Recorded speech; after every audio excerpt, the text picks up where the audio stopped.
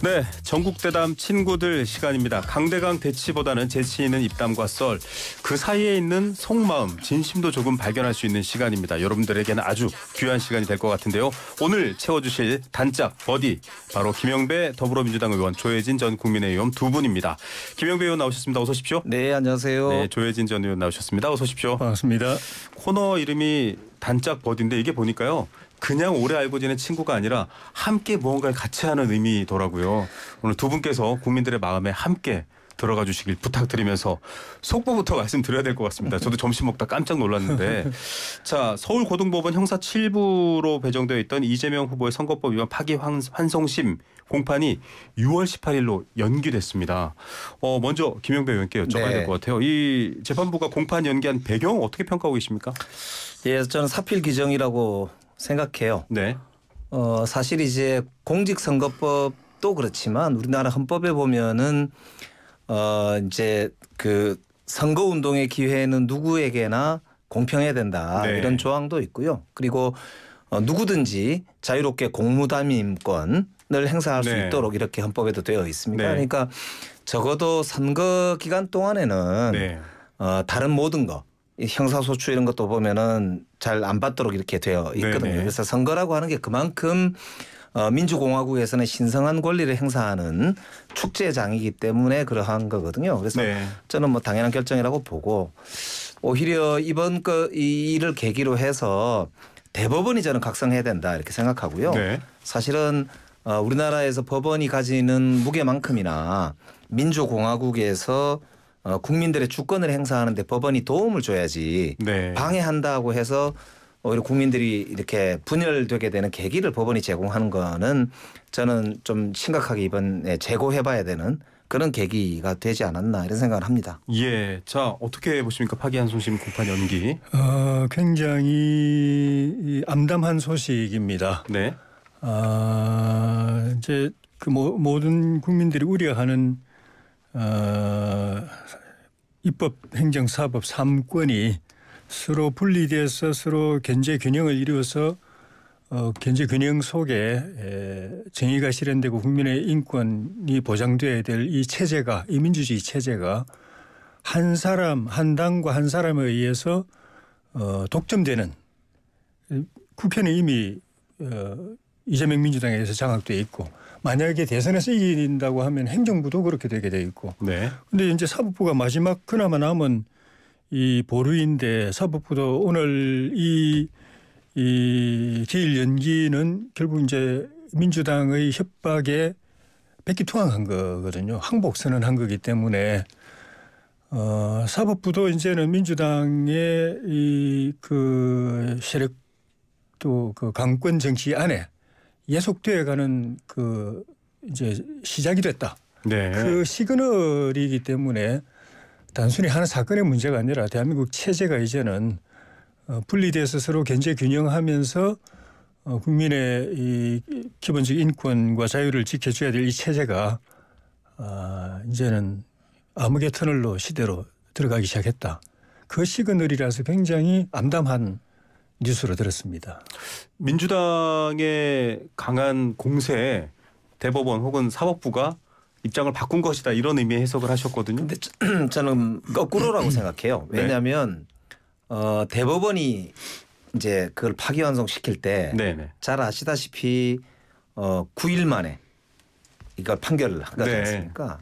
그러니까 대법원이라는 곳이 보면은 마지막 심급이기 때문에 가장 신중하고 가장 꼼꼼하고 가장 제대로 이렇게 선고를 할 거라고 생각했는데, 6만 페이지에 이르는 그런 기록들만 하더라도 이게 얼마나 많은 논란과 쟁점들이 있어 왔는지를 잘 보여주는 거잖아요. 그런데 그 6만 쪽을 대법관들께서 9일 만에, 그것도 2번이나 심사를 했다는데 얼마나 읽으셨길래 제대로 된 심사를 하셨는지 모르겠다, 이런 이제 의문들이 많이 제기가 되는 이제 논란이 있었고요. 또 특히 이제 이석연 변호사처럼 초대 헌법재판소 관여하셨던 분들이나 이런 여러 이제 법조인들도 너무너무 이례적인 판결이고, 거기다가 대법원의 규칙에 의하더라도 예외 조항에 또 예외 조항을 적용을 해가지고 대법원장 주도로 이번에 이제 네. 이 판단이 이루어졌기 때문에 국민들께서는 오히려 대법원이 문제다. 대법원이 이렇게 정치에 개입하는 행위를 이렇게 한다는 거는 오히려 민주공화국을 분열시킬 수 있지 않느냐 이런 우려가 제기되던 와중이었기 때문에 네. 민주당만의 목소리였다면은 뭐 금방 말씀하신 걸 수긍할 수도 있지만 헌법학계나 많은 학자들 그리고 많은 국민들 시민단체들이 그런 이제 대법원의 행태에 대해서 비판적 목소리가 높았지 않습니까? 그러니까 네. 그런 점에서 저는 보면은 법원이 상식적 판단을 한 것이다. 네. 이렇게 보이고 오히려 이번 걸 계기로 해서 저는 사법의 정치화 이걸 막는 계기가 돼야 된다. 그 말씀을 드리고 싶습니다. 선고가 사실은 굉장히 좀 오랜 시간이 걸리긴 했는데 대법원이 최근 들어 좀 이례적으로 속도를 낸 부분이 오히려 이렇게 연기하는 결과를 낳지 않았냐 이런 의견이세요? 원래대로 이재명 후보가 재판을 회피하지 않고 재판을 받고 또 이재명 후보의 협박이나 회유의 하급심들이 끌려다니지 않았다면은 이 사건 선고는 2023년 9월에 이미 끝났어야 됩니다. 대법원 네. 판결까지.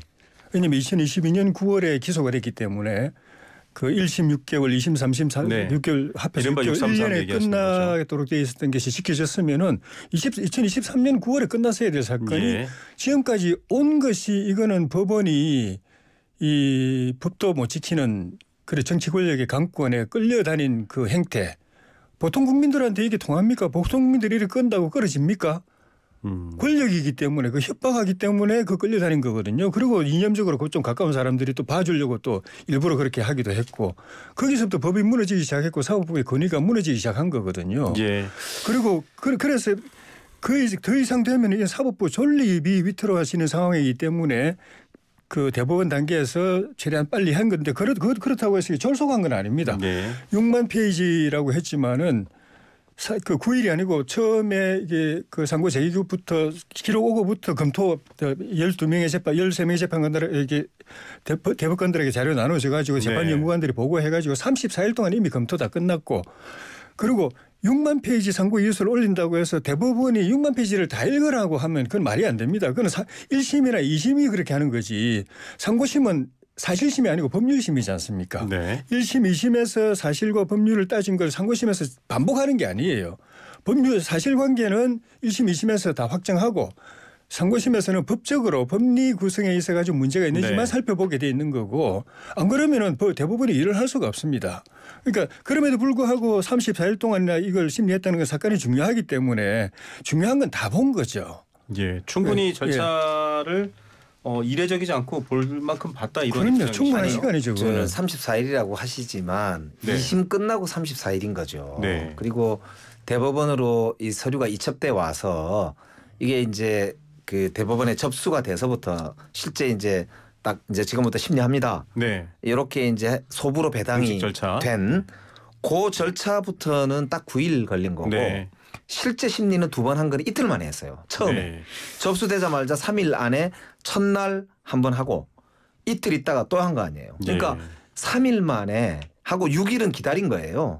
그러니까 이게 실제로는 번개불에 콩볶아 먹듯이 대통령 선거를 앞두고 대통령 후보자가 출마 자격이 있느냐 없느냐에 관련될 수 있는 일을 이렇게 대법원이 처리한다는 거는 저는 다른 나라에서도 전례를 본 적이 없는 것 같아요. 자, 그래서 좀 오프닝에서도 제가 3부 요인들이 계속 언론에 등장한다라고 얘기를 했는데 자 말씀하셨던 것처럼 지금 6월 18일로 파기환송심 첫 공판이 연기됐습니다. 결정됐고요. 이재명 후보 측에서 연기 요청을 했고 거기에 대해서 선거에 부당한 영향을 끼치는 것을 우려하기 때문에 공판을 연기한다 이렇게 사법재판부가 입장을 밝혔습니다. 그럼에도 불구하고 해석이 또 각각 의미가 다르게 나오고 있는데 문제는 그래서 연기된 날짜가 6월 18일입니다.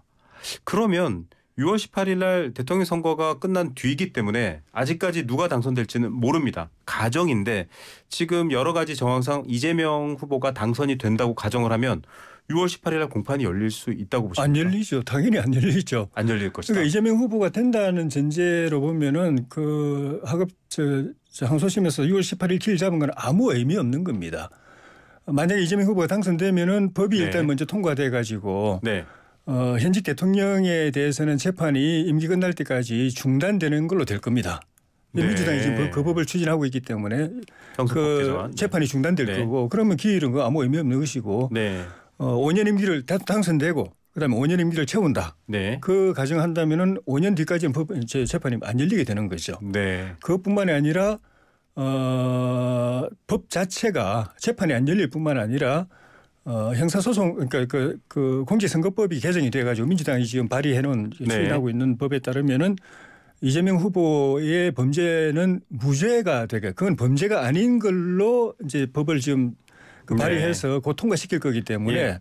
그럼 법원은 면소 판결을 해야 됩니다. 네. 이건 죄가 없다 재판할 대상이 아니다라고 그걸로 종결하게 되고 아마 그 뒤에 다른 대장동이고 뭐고 이런 것도 후속적으로 아마 다른 힌트로든지 다 그냥 정리할 겁니다. 예. 그거 하고 그러니까 그 이재명 후보는 당선된다고 하면 자기 임기 중에 자기 죄를 다 털고 나오는 거죠.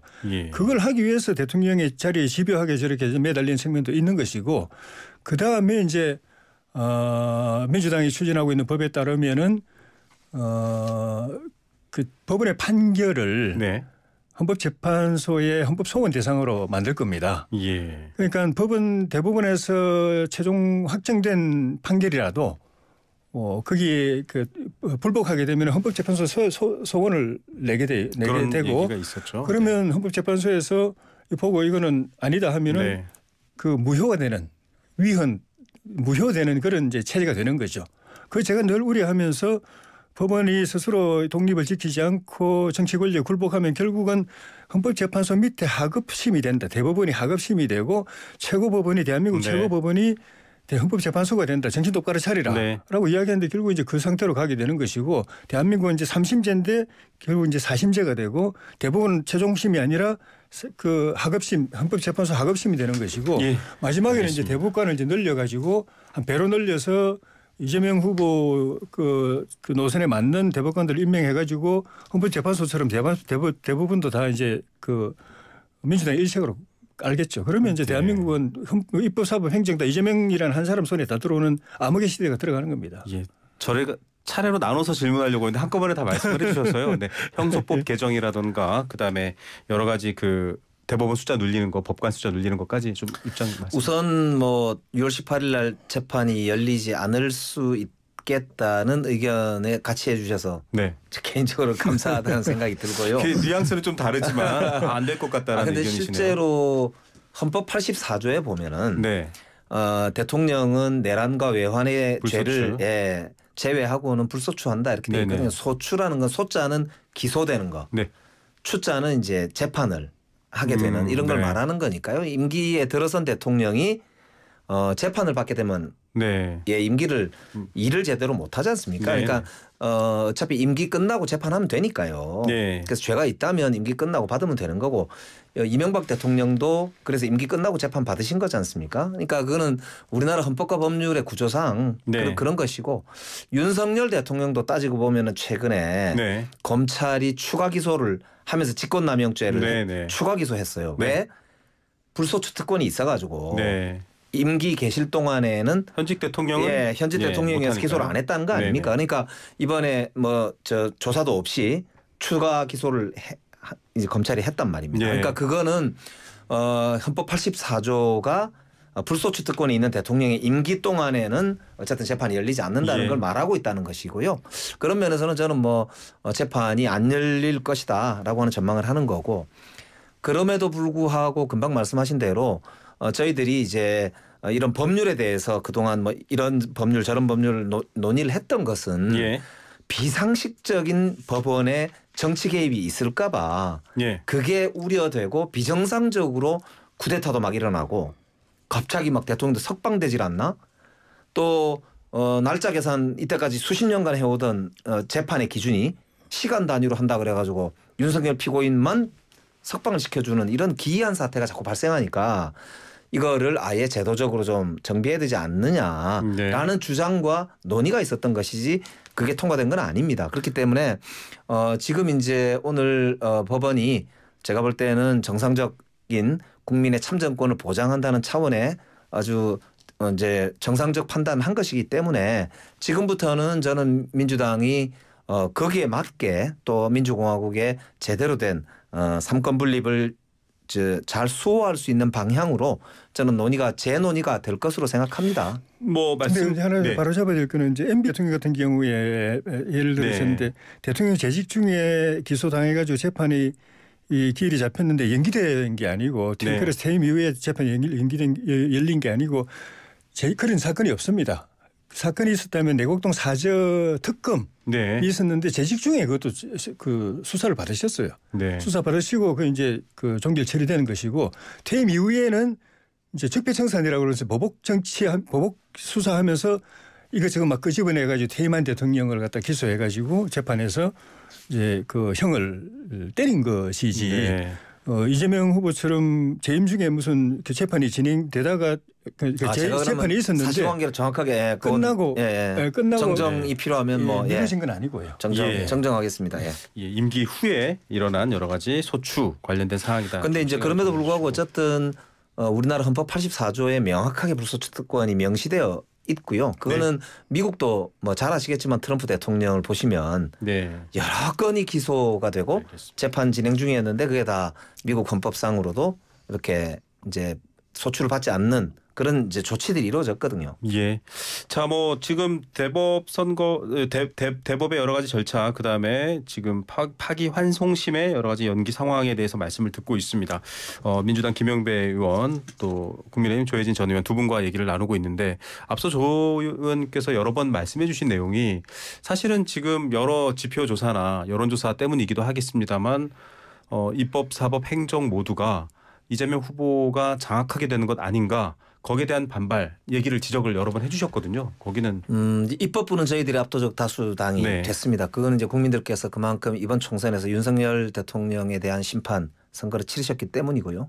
이번 대선도 윤석열 대통령이 벌인 정말 희대의 그런 불법적 쿠데타에 대해서 국민들이 심판하는 선거로 저는 치러질 거라고 생각하고 그런 점에서는 정말 무겁게도 우리 민주당이 집권할 가능성이 저는 뭐 높아 보인다는 게 일반적인 생각들이신 것 같습니다. 그런 점에서는 저희들이 더욱 겸손하고 더욱 책임감 있게 일해야 된다. 뭐 그런 점에서는 당연히 맞는 말씀이라고 보고요. 근데 다만 사법부는 아시다시피 이번에 조희대 대법원장 주도로 해서 10대 2의 판결이 나왔지 않습니까?